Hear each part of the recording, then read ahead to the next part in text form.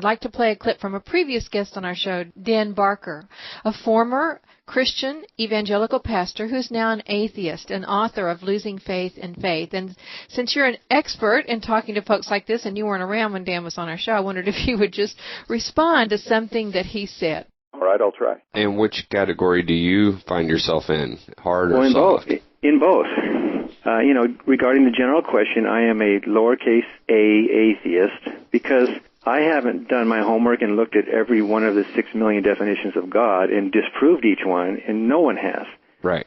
So, I'm open. Maybe one of those is right, and maybe it isn't. But at this point, I can't say for certain that all of them don't exist.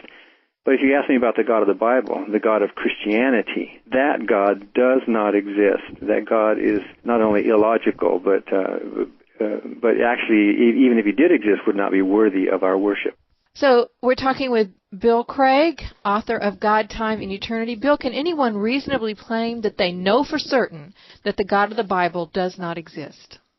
Well, I don't think that you can make that claim justifiably, though I think that if you could show, for example, as I think Dan would hold, that there's a logical contradiction in the biblical concept of God, that would be a proof that God does not exist. Mm-hmm. For example, if you could show that God had contradictory attributes, so that he was like a round triangle or a married bachelor, then God could not exist because a logical contradiction cannot be true.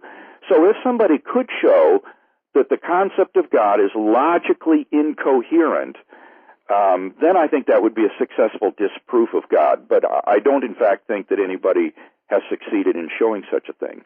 Bill, a follow-up question on that.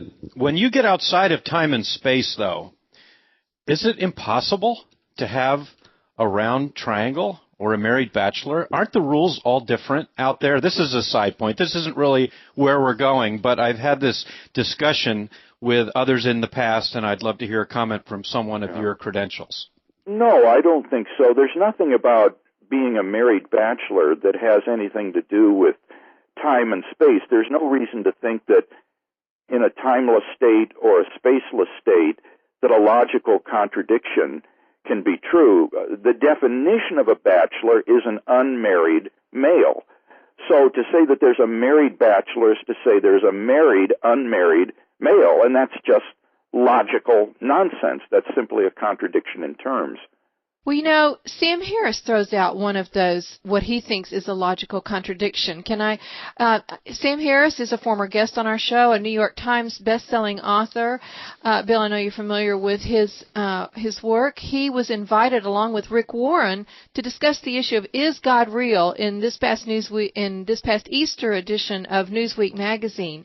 And this is one of those places where Harris pointed, I think, or tried to point to one of those logical contradictions where he said there are, how can God be a God worth worshiping? The same point that Dan Barker raised when he said there are sections of the Bible which are sheer barbarism, yet profess to describe a divinely mandated morality. That's the seeming inherent contradiction. He goes on to say books like Leviticus and Deuteronomy and Exodus and 1st and 2nd Kings and 2nd Samuel, half the kings and prophets of Israel would be taken to the Hague and prosecuted for crimes against humanity if those events took place in our own time. So is that one of those inherent contradictions about God? No, I don't think that would be a successful argument, even if it went through. Think about what this argument proves, even if successful. Assuming that all of its premises are true, what would it prove? It wouldn't prove that God doesn't exist. What it would prove is that the Bible is not an accurate record of what God is like, that the ancient Israelites, in writing these narratives, got it wrong about God. So what that would force someone to do would be to abandon the doctrine of biblical inerrancy, and that might cause him to have to adjust his doctrine of inspiration so that although God exists, the inspired by God isn't necessarily inerrant in everything it says about God, but it wouldn't disprove that God exists. So it's very important when we weigh these kind of arguments that we see exactly what they target, and an argument like this is really an argument against biblical inerrancy. It's not an argument against the existence of God. Mm-hmm. Well, if you were in if you were in a discussion, a nice friendly discussion over a club soda with Sam Harris, and he raised that, how would you respond? Well, in a couple of ways. Given that my interest would be in trying to win Sam Harris to Christ, to try to invite him to become a believer, I wouldn't try to convince him that the Bible is inerrant. I would say, Sam, at best your argument shows that the Bible isn't inerrant, but you don't have to believe in biblical inerrancy in order to be a Christian. God can exist. Jesus Christ can be his son. Jesus can be risen from the dead and have died for your sin without these Old Testament stories being an accurate portrayal of what God wanted to happen. And therefore, these aren't really an obstacle to you coming to Christ. That's what I would try to do. Now, that doesn't mean I don't believe myself that these narratives are accurate and inspired, but I'd want to lower the bar as much as I could to invite him to become a Christian without even a belief in biblical inerrancy, rather than to try to make belief in biblical inerrancy a precondition to his becoming a Christian. Mm-hmm.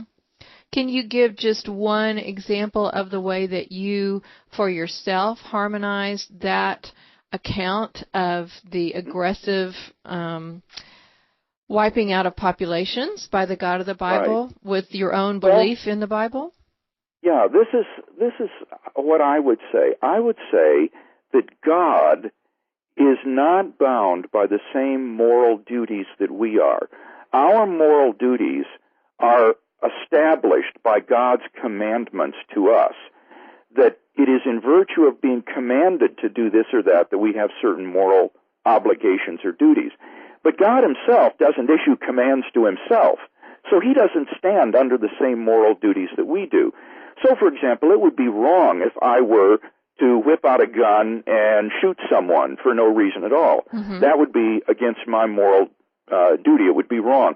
But if God wants to strike me dead right now, that's his prerogative. God is the author and giver of life, and he has the prerogative to give and take life as he sees fit. So he's not bound by the same moral duties that I am.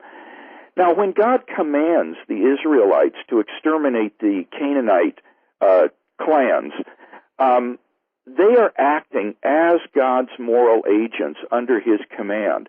And so I think that God had the right to command them to do something which, in the absence of a divine command, would have been wrong. But given a divine command, it is not wrong. In fact, it becomes their moral duty.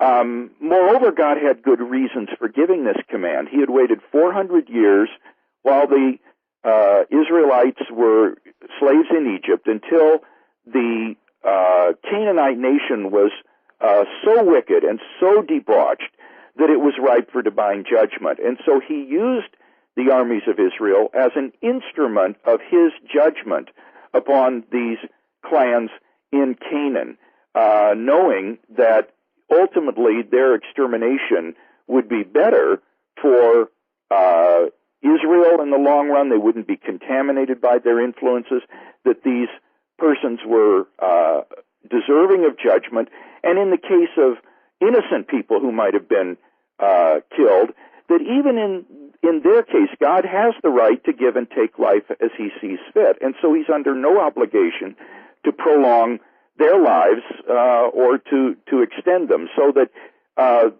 these Israelite armies were acting as the instrument of God to carry out his will and to do something which, in the absence of that command, they wouldn't have had the right or authority to do. Mm-hmm. I find it interesting that in today's culture, we're quite willing for outside peacekeepers to go into Darfur or Rwanda when they see so many innocent lives being taken. You know, somebody has to do something about this.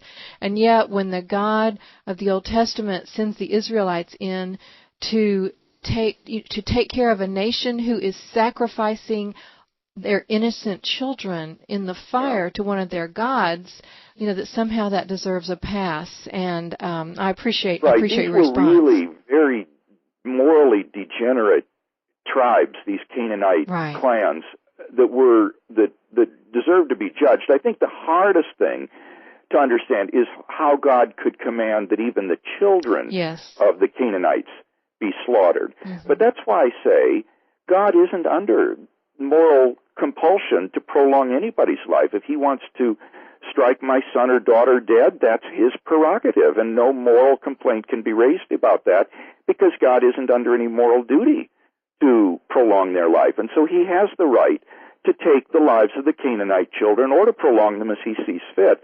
And if he uses the Israeli armies as his instrument by which he does that, then it seems to me he's perfectly within his rights to do that. And from God's perspective, if he welcomes the innocent children into a life with him, he may save them from a much worse fate if they grew up in their culture and fell under his judgment. The children, by being killed, are really, in one sense, better off if we believe children go to heaven, as I do, than they would be allowing to live on in the circumstances in which they were.